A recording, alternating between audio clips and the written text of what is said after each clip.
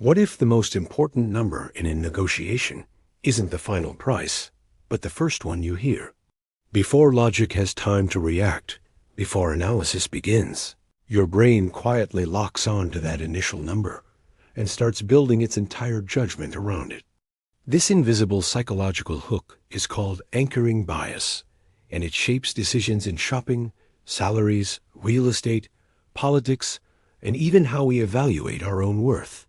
We are entering the marketplace of the mind to examine this powerful cognitive shortcut, the anchor, that can catch even the smartest man before he realizes the negotiation has begun. Anchoring bias is the tendency for our brains to rely too heavily on the first piece of information offered when making decisions. Once that number enters the conversation, it quietly becomes a reference point. Everything that follows is judged relative to it, even when that number is completely arbitrary. Imagine walking into a store and seeing a watch labeled $2,000 with a bright tag announcing it has been discounted to $800. But notice what didn't happen. Your brain never paused to ask whether the watch is actually worth $800. The first number, the anchor, pulled your perception of value upward. The discount feels irresistible because the anchor silently redefined what counts as reasonable. Retailers understand this psychology perfectly. That crossed-out price on a website or tag isn't just information. It's a carefully placed mental anchor designed to shift your expectations before you even consider the purchase. And the influence of anchoring goes far beyond shopping. In salary negotiations, the first number mentioned often shapes the entire discussion. If an employer suggests a starting salary, that figure becomes the gravitational center of the negotiation. Even when both sides adjust their offers, they tend to stay surprisingly close to the original anchor. Real estate markets work the same way. A listing price doesn't just advertise a property, it frames the entire conversation. Buyers begin thinking in relation to that number, even if the home's actual market value might be quite different. Why does the brain fall for this trick? Anchoring bias likely evolved as a mental shortcut. In uncertain environments, our ancestors often had limited information. The first available clue became a starting point for decision-making. That quick estimate helped them act fast when time mattered.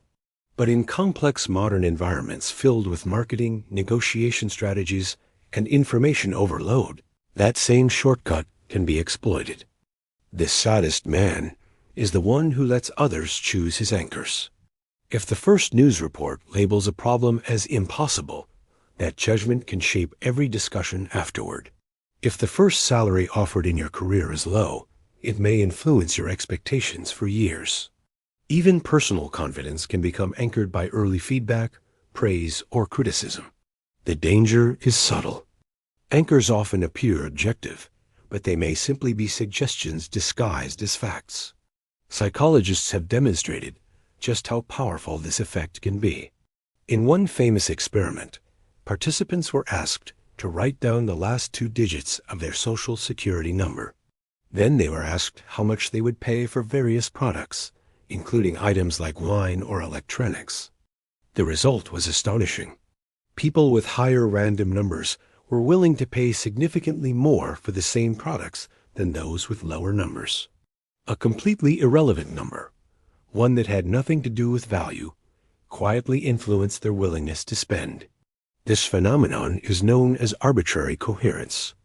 Once the brain attaches to an anchor, even a meaningless one, it begins adjusting judgments around it. Professional negotiators know this well. A common strategy is to introduce a high anchor at the start of a negotiation.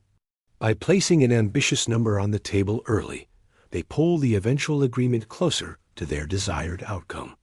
Even if the final deal settles far below the initial figure, the anchor still shifts the entire range of possibilities. So how do you escape the pull of an anchor?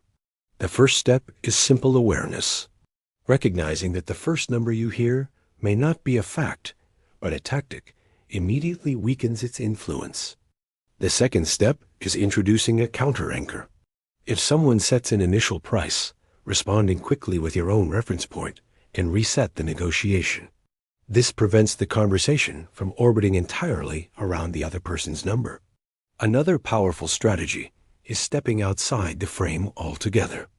Instead of comparing a price to the original number, compare it to independent data, market value, competing offers, or the real usefulness of the product in your life. In other words, don't compare the deal to the anchor. Compare it to reality. The path to the exit is recognizing that the first number you hear is rarely the truth. It's simply the opening move in a psychological game.